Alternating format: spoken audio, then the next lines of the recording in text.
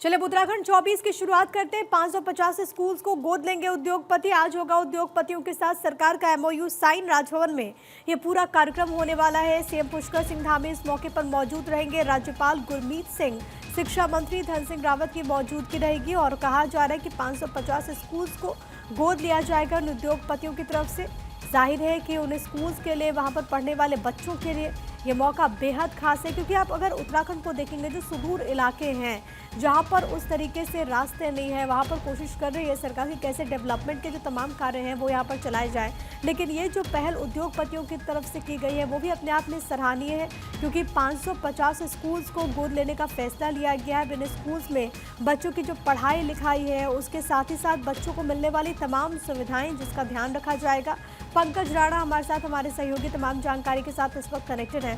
पंकज, जाहिर है कि आज उत्तराखंड के स्कूल्स के लिए एक बहुत बड़ा दिन होने वाला है। उद्योगपति जो कि स्कूल्स को गोद लेने वाले हैं, क्या ये पूरा कार्यक्रम है और कितना फायदा पहुंचेगा इन स्कूल्स में पढ़ने वाले बच्चों को? तौर पर देखिए, शिक्षा विभाग के लिए और राज्य सरकार के लिए बड़ी राहत की बात है कि प्रदेश के तकरीबन 550 स्कूलों को आज जो देश के बड़े उद्योगपति हैं वो गोद ले रहे हैं और राजभवन में ये कार्यक्रम शुरू हो चुका है। मुख्यमंत्री पुष्कर सिंह धामी, राज्यपाल गुरमीत सिंह, शिक्षा मंत्री धन सिंह रावत समेत कई लोग इसमें मौजूद हैं। सभी उद्योगपति के साथ एक एमओयू साइन होगा। अगले 1 साल तक ये उद्योगपति इन स्कूलों में बेहतर सुविधा मुहैया कराए जाएंगे। बड़ी बात यह है कि देखिए, राजस्थान में जो बड़ी एक दुखद घटना हुई थी, उसके बाद मुख्यमंत्री ने सभी ऐसे स्कूलों की सेफ्टी ऑडिट के निर्देश दिए थे जिनके भवन ठीक नहीं है। इन उद्योगपति द्वारा इन भवनों को बेहतर किया जाएगा। साथ साथ इस सरकारी स्कूलों में जो मूलभूत सुविधाएं हैं, जैसे हम टॉयलेट की बात करें, इसके अलावा बेंचों की बात करें, पंखों की बात करें, छत मेंटेनेंस की बात करें और उसके साथ साथ ही मिड डे मील में मिलने वाले खाने की बात करें, तमाम ऐसी मूलभूत सुविधाएं हैं जिनको अच्छी तरह से नहीं मिल पाती है। इन उद्योगपति द्वारा इन तमाम सुविधाओं को इन बच्चों को मुहैया कराया जाएगा। इसके साथ साथ ही इन स्कूलों को हाईटेक बनाया जाएगा, यानी कि हम ये कह सकते हैं कि इनमें कुछ टेक्निकल चीजें जैसे कंप्यूटर हो गया, उसके अलावा तमाम अच्छी किताबें हो गई, ये सब चीजें इन उद्योगपति द्वारा मुहैया कराई जाएंगी। तो एक बड़ी राहत राज्य सरकार के लिए। जरा बताइएगा कि जो एमओयूज पर हस्ताक्षर होने वाले, क्योंकि आपने कहा कि कार्यक्रम शुरू हो चुका है, सीएम वहां पर मौजूद है, राज्यपाल मौजूद है, शिक्षा मंत्री पहुंच चुके हैं, लेकिन जो एमओयूज पर हस्ताक्षर होने वाले हैं उसमें क्या कुछ क्लॉज है? ये जो उद्योगपति हैं इन स्कूल्स में मेंटेनेंस का काम देखेंगे, वहां पर मिलने वाली सुविधाओं का काम देखेंगे, शिक्षण कार्य सरकारी देखेगी? हाँ, शिक्षण कार्य सरकार द्वारा मुहैया कराया जाएगा। जो स्कूल में बच्चे अभी जो अध्यापक पढ़ा रहे हैं वो सब सरकार द्वारा ही कराया जाएगा, लेकिन जो स्कूलों में मेंटेनेंस है, इसके अलावा बेहतर जो सुविधाएं बच्चों को मुहैया करानी है वो तमाम चीजें की जाएंगी। क्योंकि पर्वतीय क्षेत्रों में जो अति संवेदनशील क्षेत्र है, वहां पर कई जगह ऐसा है कि बच्चों को बहुत बेहतर सुविधाएं नहीं मिल पाती हैं। कई किलोमीटर बच्चे स्कूल जाते हैं, उसके साथ साथ स्कूल में पहुंचने के बाद वहाँ उन्हें अच्छी सुविधा नहीं मिल पाती है, एजुकेशन का बहुत अच्छा स्तर नहीं मिल पाता है। तो ये तमाम चीजें इनमें की जाएंगी। एमओयू जब साइन होगा तो उसमें कई सारे ऐसे टेक्निकल पॉइंट हैं जो सरकार की ओर से उद्योगपतियों को दिए गए हैं, उनमें आपस में साझेदारी की जा रही है। तो ये कह सकते हैं कि 550 स्कूलों का भविष्य जल्दी ही सुधरने वाला है। वहां बेहतर शिक्षा के साथ साथ बेहतर सुविधाएं इन छात्रों को मिलने वाली है। ठीक है पंकज, आप बने रहिएगा, मैं लौट रही हूँ आपके पास। लेकिन एक और बड़ी खबर आ रही है उत्तराखंड से ही, वो अपने दर्शकों को हम बता दें। देहरादून से जानकारी है, जहां पर टिहरी लोकसभा के क्षेत्रों के विधायकों के साथ मीटिंग। सीएम धामी विधायकों के साथ बैठक करने वाले हैं। विधायकों के क्षेत्र में विकास को लेकर के समीक्षा होनी है। विकास योजनाओं की जानकारी मुख्यमंत्री हासिल करेंगे। राज्य सरकार और केंद्र सरकार की योजनाओं की भी समीक्षा होने वाली है। तो टिहरी लोकसभा के क्षेत्रों के विधायकों के साथ एक बड़ी बैठक सीएम धामी की। वहीं चमोली में आर्मी की बस हादसे का शिकार हुई है। सड़क हादसे में 7 जवान जख्मी हुए हैं। सभी घायल जवानों को अस्पताल में एडमिट करा दिया गया है। नंदप्रयाग में सोनला के पास पलटी आर्मी की बस। कर्णप्रयाग की तरफ जा रही थी ये बस, पहाड़ी से टकराने के बाद ये रोड पर पलट गई। चमोली में आर्मी की बस जो कि हादसे का शिकार हुई है।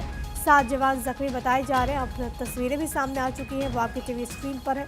सभी घायलों को अस्पताल में एडमिट करा दिया गया है। नंदप्रयाग से दरअसल सोनला के पास ये आर्मी बस जो कि एकदम से पलट जाती है, कर्णप्रयाग की तरफ ये बस जा रही थी और उसी वक्त ये हादसा हुआ।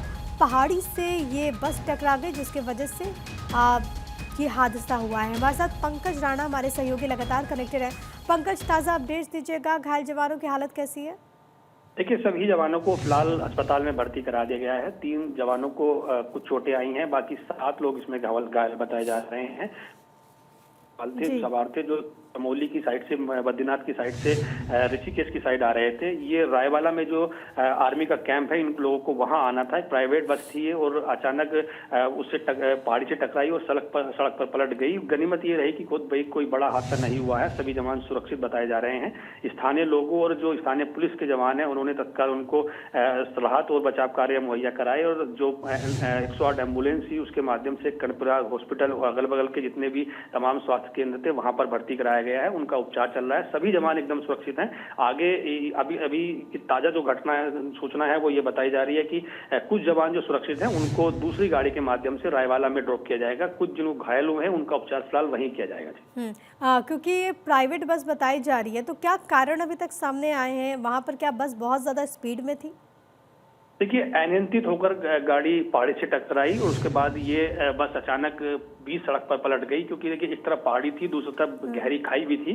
तो ये राहत की बात रही कि बस बीच सड़क पर ही पलट, तो बड़ा हादसा इसमें हो सकता था। और इसके साथ साथ ही अभी जो सूचना मिली है उसमें यह बताया जा रहा है कि अनियंत्रित गाड़ी हुई थी। अचानक अनियंत्रित होकर गाड़ी पहाड़ी की कुछ साइड से टकराई और अचानक एकदम सड़क पर पलट गई। उसके बाद ये हादसा हुआ है। फिलहाल सभी जवान जो सेना के जवान थे वो सुरक्षित हैं और जिनको घायल हुए थे उनको अस्पताल में भर्ती करा दिया गया है। उनका वहाँ प्राथमिक उपचार चल रहा है। कुछ लोगों का वहीं पर मौके पर जो एम्बुलेंस आई थी 108, उनके साथ जो डॉक्टर होते हैं उन्होंने उनका उपचार कराया है और सभी सुरक्षित है। सभी को कुछ जो घायल है उनको अस्पताल में भर्ती कराया गया है। जो सुरक्षित लोग हैं उनको रायवाला के लिए भेजा जा रहा है। बहुत बहुत शुक्रिया आपका तमाम बातचीत और जानकारी हम तक पहुंचाने के लिए। वहीं सीएम धामी ने एक्स पर एक पोस्ट किया है, वीडियो उन्होंने साझा किया है। मंदिर का वीडियो उनकी तरफ से पोस्ट किया गया। चमोली में स्थित रुद्रनाथ मंदिर अनेकों श्रद्धालुओं की आस्था का केंद्र है।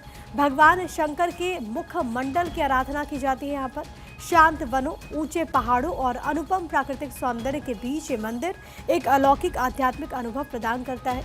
अपने उत्तराखंड आगमन पर यहाँ पर जरूर पधारें, ये सीएम ने पोस्ट किया।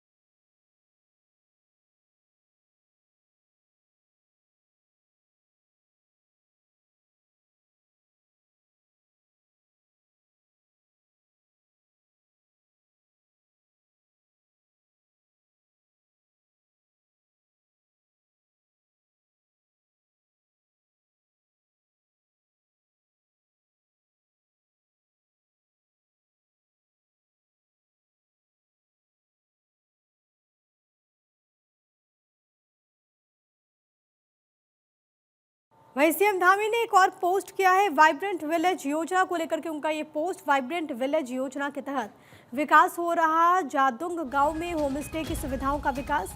वाइब्रेंट विलेज योजना के तहत सीमावर्ती क्षेत्र में बसे जादुंग गांव में अब बदलाव की बयार बह रही है। यहां पर होम स्टे सुविधाओं का तेजी से विकास हो रहा है, जिससे न केवल स्थानीय लोगों को रोजगार के नए मौके मिल रहे हैं, बल्कि पर्यटकों को भी प्राकृतिक सौंदर्य और सांस्कृतिक अनुभव का अनोखा संगम देखने को मिलता है। ये पहल आत्मनिर्भर भारत की ओर से एक मजबूत कदम है, जहां पर हर निर्णय जनहित में असरदार साबित हो रहा है।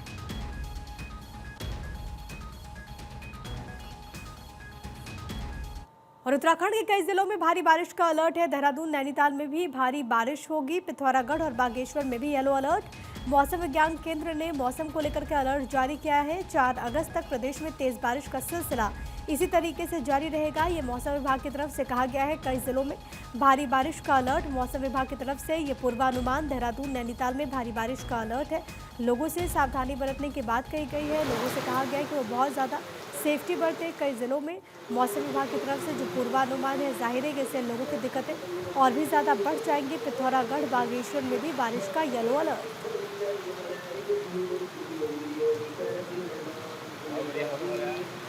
4 अगस्त तक तेज बारिश होगी, ऐसा मौसम विभाग की तरफ से अंदेशा जाहिर किया गया।